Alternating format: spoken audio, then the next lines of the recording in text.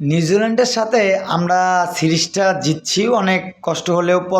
যেহেতু আমরা প্রথম ম্যাচটা যেভাবে হারি, তারপরে ব্যাক টু ব্যাক দুটা ম্যাচ জয় লাভ করে আমরা যে এই সিরিজটা জিতলাম, এতে অবশ্যই ভালো লাগতেছে।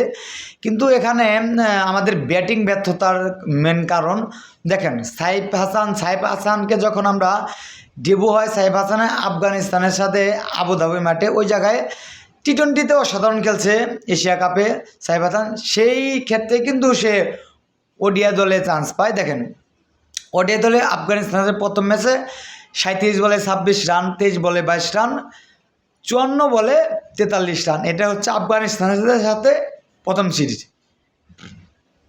ঠিক আছে, মানলাম তার টি-20 ফর্মটা ভালো, আমরা তাকে ওয়ানডে নিয়ে আসলাম। প্রথম সিরিজ ভালো করতে পারো না, এটা মেনে নেওয়া যায়। ওয়েস্ট ইন্ডিজের সাথে 6 বলে 3, 16 বলে 6, 72 বলে 80 রানে একটা ইনিংস খেলে, সেটা লাস্টের ম্যাচটা। আপনি 6টা ম্যাচ খেলার পর একটা ম্যাচ ভালো খেলেন, ফাইন, তাকে আবারও চান্স দেওয়া হয় পাকিস্তানের সিরিজে।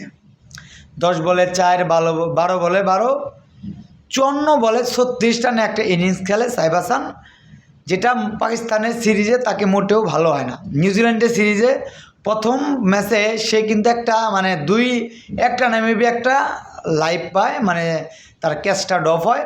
সে 57 রানের একটা ইনিংস খেলে 76 বলে। পরবর্তীতে পরের ম্যাচে 6 বলে 8, আর এই সিরিজ ম্যাচে সে 2 বলে 0 রান করে। এনাফ, তাকে সুযোগ দেয়, এনাফ। আর তাকে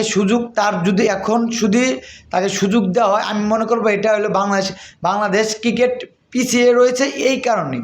আমরা যখন যাকে সুযোগ দেই, সুযোগ দিতে অভুক্তি না হলে আমরা তাকে আর দল থেকে বাদ দেই না, এটা হচ্ছে আমাদের মেন সমস্যা।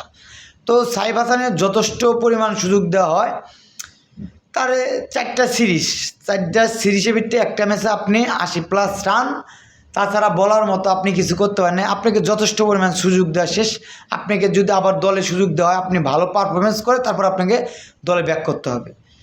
তানজিদ তামিম, তার অবস্থা ভালো খেলে, সে ভালো একটা ব্যাটসম্যান, বাংলাদেশে ভালো করবে, কিন্তু ধারাবাহিক না হলে ভাই আপনি কিছু করতে পারবেন না। দেখেন বাংলাদেশের অবস্থাটা দেখেন, আপনি 6টা ব্যাটসম্যান নিয়ে খেলেন, তার ভিতরে 5টা ব্যাটসম্যানই আপনার ওপেনার ব্যাটসম্যান, ওপেনিং খেলতো, মানে ওপেনিংয়ে ভালো করতে পারতেছে না দেখে আপনি 2, 3, 4, 5, 6 মানে এটা কি, এটা কোন ধরনের চান্স দেওয়ার, মানে আমার মাথায় আসে না।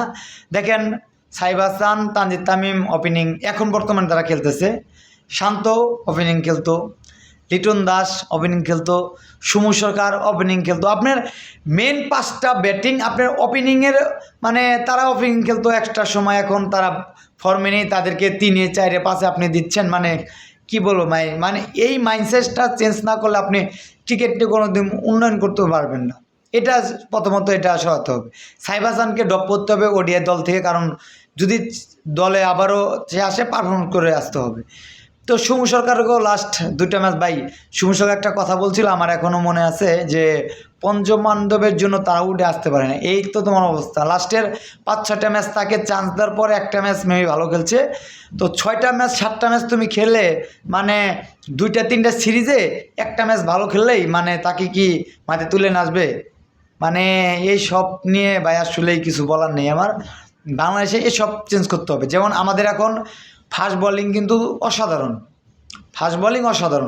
আমরা কিন্তু এখন যদি চাই যে আমরা চাইলে 3টা দল যদি একসাথে যদি খেলাতে চাই, আমাদের এই ফাস্ট বোলিং লাইন আপ আছে, আমরা ভালো ফাস্ট বোলিং আমরা ড্রপ করে রেখে কিন্তু দল গড়তে পারবো। এই লাইন আপটা আমাদের লাগবে ব্যাটিং অর্ডারে, তাহলে সিনা আমরা